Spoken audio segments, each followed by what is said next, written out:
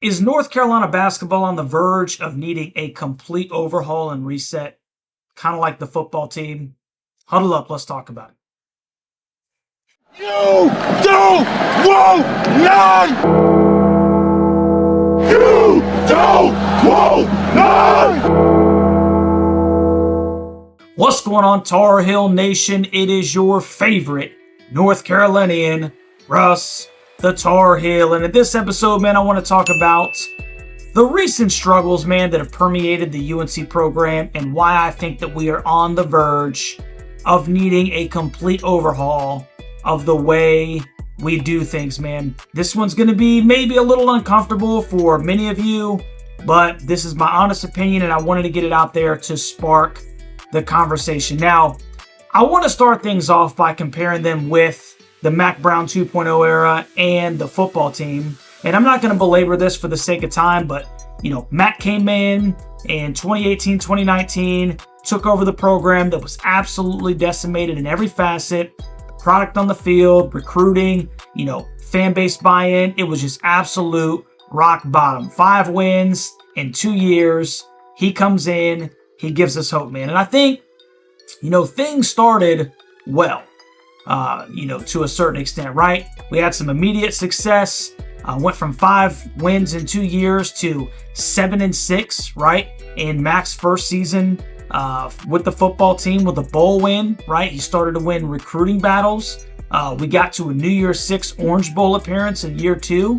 And, you follow that up with a rocky preseason top 10 ranking, culminating in a 6-7 campaign and a blowout loss to rival South Carolina in the bowl game. Yes, COVID and the rise of the NIL had a good bit to do with where Carolina went after that, man. They just never really rebounded to the trajectory of the program when he had first taken over. And a lot of it has to do with COVID and NIL, man. We started losing the rivals, right? We're starting to lose recruiting battles to our rivals, losing fan support and donor money and the new landscape of NIL and the poor performance on the field to teams that didn't even recruit as well as us, right?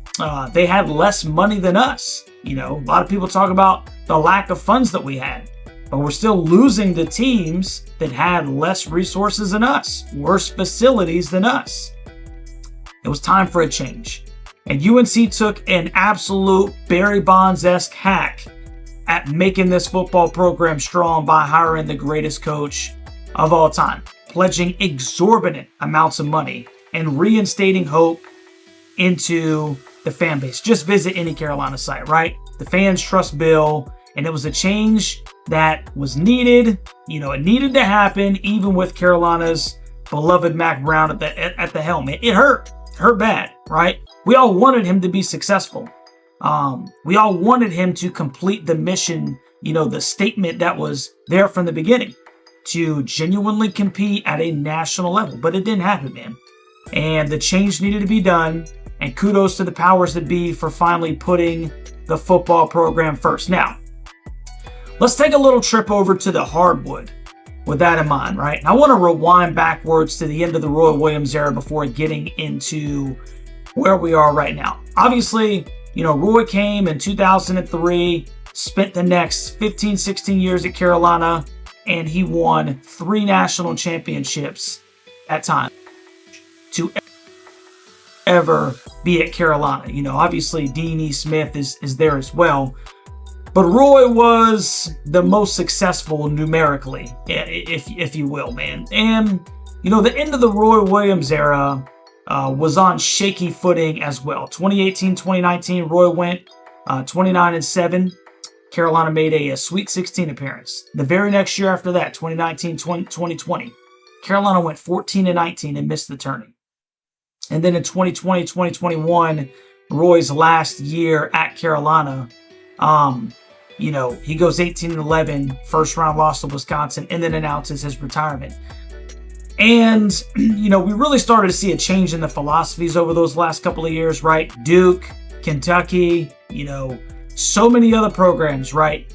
They embraced the one and done. But Carolina and Roy Williams wanted to continue the Carolina way, of building teams, right? Guys stay in for multiple years, culminating into a 2016/2017 type run, where you go to back-to-back national championship games, and they're there for multiple years, right? But here's the thing.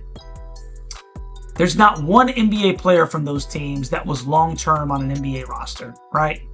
And Duke and Kansas, Kentucky, they're putting these guys into the league left and right. 2021, Carolina had the 20th ranked class. This is a blue blood 20th ranked class in the nation, right? 2022, Carolina had the 18th ranked class, both years with no 5 stars. 2023, 32nd with 1 5-star, Elliot Cadeau. And 2024, UNC is 8th with Ian Jackson and Drake Powell, who are 5 stars. And, currently in 2025, before, we see if Caleb Wilson actually signs with Carolina, which, fingers crossed, they're saying that there's a lot of hope there. Carolina has basically 2 commits that are 4-star guys, and they are the 32nd ranked class in the country, right? Duke, Kentucky, Kansas, top 5, arguably 1, 2, or 3 every single year, right? And it's because they've changed with the landscape. Now, unfortunately, the best of the best are no longer interested in Carolina's proverbial, this is not a 4-year decision, it's a 40-year decision. They're almost solely interested in getting to the league. It's a legitimate business transaction. That is the scope of college athletics today. And the families are the same. 99% of them are not interested in you developing a lifelong relationship with their son. They're not interested in you assisting them and teaching them how to be a man. It's about getting to the league. Talking about the best prospects, if you will, right? Which has ultimately always been the goal, right? For those who come through Chapel Hill, you get to the league through Carolina. However, the kids just aren't as interested in all that in between stuff that used to work, man. And that leads us into, what's led us up to this season, right? Carolina's roster consists of a 5-star sophomore point guard, a returning All-American at the 2 guard, the rise of a Seth Trimble, and 2 5-stars that are arguably, shooting guards / small forwards. And we've got no formidable guy down low. And knowing that Armando Bacot had exhausted his eligibility at the end of last year, obviously it should have been an absolute priority for this program. And we weren't able to grab one. Multiple visits from big men, right? No commits. The question is, was it coach? Was it a lack of funds? Did the bigs run away because of HD's style of wanting to play an NBA guard-friendly system that underutilizes the big, right? If you got a junior or a senior who's coming in, wants to transfer, be a part of something special, but then he's got future aspirations of going to the league, do you want to spend your season setting high ball screens for guards and not getting any touches down low so that you can show what you can do? Maybe that is one of the issues. I really don't know, man, and I haven't personally been able to get a solid answer on that front from anybody, right? But something has to change, okay? Because Carolina missing the NCAA tournament possibly for the 3rd time in 6 seasons is the epitome for a program like the likes of Carolina as unacceptable, okay? Now, I'm a person that firmly believes in holding people accountable. Accountability, right? It always comes back to the head, all right? As the head of my house, whether my family succeeds or fails is ultimately my responsibility as the head, right? That's the success or the failure of my family. It doesn't matter what my wife does, or it doesn't matter what my kids do. It ultimately falls on these shoulders. So any success or failure that comes, right, as the head, I need to be willing to understand and take that on my own shoulders, okay? The direction of my family, it rests on my shoulders. That's the point, right? when I was a non-commissioned officer in the Army, okay, the success or failures of my squad, they always fell at my feet. It didn't matter what Private Snuffy was doing or Specialist Dillweed, okay? If they were jacked up, it was a failure of leadership on my behalf, on me. It didn't matter if I was just as squared away as could be, okay? The fact that I was unable to get the, individuals underneath, my responsibility to accomplish the mission directly falls on me, the supervisor, the leader, okay? And the same goes for the head coach at the University of North Carolina. One of the things that frustrated me the most with Mac was his constant, passiveness or shucking of the blame, where he would say, you're going to have to ask my coordinators. Well, we don't want to ask the coordinators, coach. We want to know from you, the head. Why are we not being successful? Why are we not succeeding, right? You take responsibility and fix it. Or you need to be man enough to acknowledge that you can't fix it and get a daggone man in there that can. Now, I don't know what the future holds for HD, okay?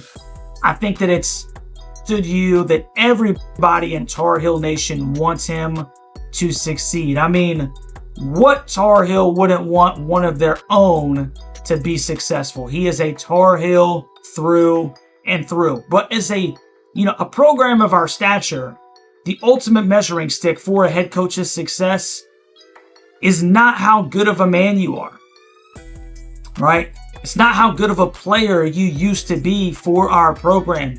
It's not the fact that you played in the NBA. And it's ultimately not predicated on the fact that arguably the greatest coach to ever do it in Carolina Blue chose you as his successor. It's simple. Are you on the way to competing for championships? Period. Carolina got hot in 2022 after being on the bubble. They missed the tourney in 2023. A Sweet 16 in 2024. Here we are on the bubble, if we can even say that, in 2025. And on the cusp of missing the tournament for 2 out of the 4 seasons that HD has been at the helm. Where does the blame lie? It ultimately goes back to the head. So, you let me know what you think about this. Down in the comment section, Tar Heel Nation, what you think about the state of this North Carolina Tar Heels basketball program. How much of the blame does HD deserve? If the Heels miss the tournament again, are you demanding that they let him go? If they get hot and make the tourney, does that, qualify him for another year? What if they don't make the tourney, but Caleb Wilson signs? Does that buy him another year? I'm genuinely interested in your opinion down in the comment section. A little bit more of a, serious conversation here because there are a lot of those who believe that it's time. And I've heard a couple of people, here and there that have said, hey, this is not HD's fault. Theo Pinson being one of those recently came out to support Coach Hubert Davis and saying that we are, how could it be Coach HD's fault? We're only a 5 away from being very good. Well, I would say this, while I agree that we're a 5 away from being very good, who ultimately is responsible for us not getting a 5 that could be the piece that would make us very good? It all goes back to the head. So comment down in the comment section, man. Do me a favor and like, share, and subscribe to the channel if you haven't already. And we'll chop it up in the comment section. Go Tar Heels.